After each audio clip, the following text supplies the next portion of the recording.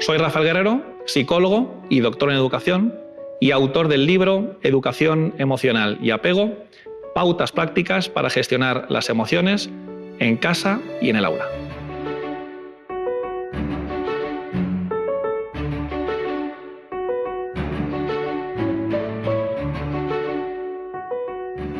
La empatía es uno de los conceptos, una de las variables que necesitamos enseñar a nuestros hijos, ¿no?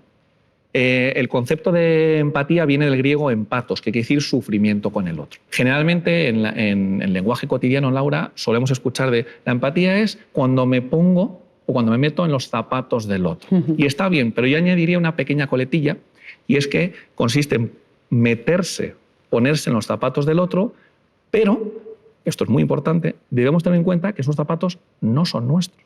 Es decir, entiendo cómo te sientes, pero yo no estoy viviendo esa situación. Entiendo tus emociones, pero no es mi situación. La empatía es algo que no solamente es que se pueda desarrollar, sino que se tiene que desarrollar.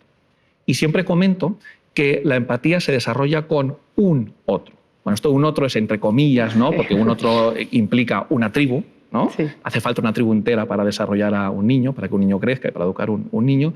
Bueno, pues la empatía necesitamos un otro.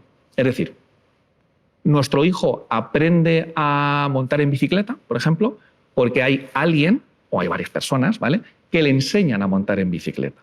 Nuestro hijo aprende a escribir porque hay alguien, su profesora, su madre, su padre, hay alguien que le enseña a escribir. Con la empatía pasa exactamente lo mismo. Y luego podríamos encontrar dentro de lo que es la empatía como tres niveles, ¿no? Como tres tipos de empatía. En primer lugar, nos encontramos con una empatía de tipo emocional. Ojalá y no ocurra, pero vamos a suponer que tu marido se queda sin trabajo. Cuando tú vienes y me cuentas la situación y que te encuentras triste y te encuentras preocupada por la situación de tu marido, la empatía de tipo emocional, que es el primer nivel, ¿vale?, el más básico, consiste en que yo te diga: Laura, entiendo o veo que estás triste. Un segundo nivel que implica un poquito más de complejidad, y ahí añadiría a lo que comentábamos antes de la empatía emocional aspectos más de pensamientos, aspectos más de razonamiento. Y aquí te podría decir: Laura, entiendo, veo que estás triste porque han echado del trabajo a tu marido. Y luego el tercer y último nivel de la empatía consiste en un cambio de perspectiva. Es decir, hasta este momento, ¿no?, como dice siempre Martin Hoffman, que es uno de los grandes expertos en empatía, la empatía es una respuesta en la cual hablamos más del otro que de uno mismo. O sea, en este tercer tipo de empatía, Laura, lo que ocurre es que yo me voy a tu lugar, pero añado algo en relación a mí. Es decir, veo, Laura, que estás triste porque han echado a tu marido del trabajo, yo en tu lugar me sentiría exactamente igual. ¿Tú crees que existen diferencias entre niños y niñas? Y en caso de que creas que sí, ¿quién crees que son más empáticos? A ver, realmente pienso que sí que las hay. No las debería de haber, pero creo que sí que las hay.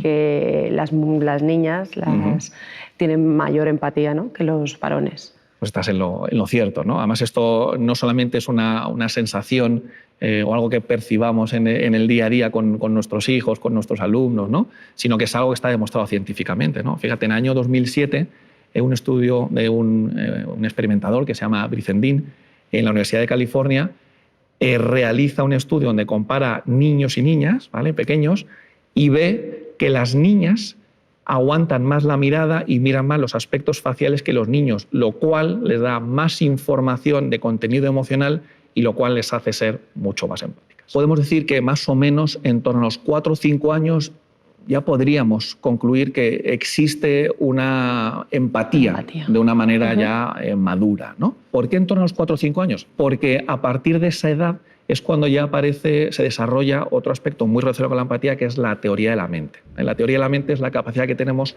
para ponernos en el lugar del otro y no solamente entender las emociones que está experimentando el otro, sino para saber qué ideas, qué pensamientos y qué expectativas tiene el otro, ¿no? ¿Cómo podemos hacer que nuestros hijos sean sensibles, sean empáticos?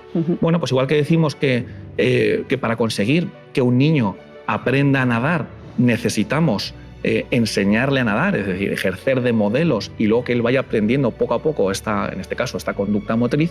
En el caso de la empatía, decimos exactamente lo mismo. Decía la Madre Teresa de Calcuta: no os preocupéis por lo que les decís a vuestros hijos, preocuparos de lo que hacéis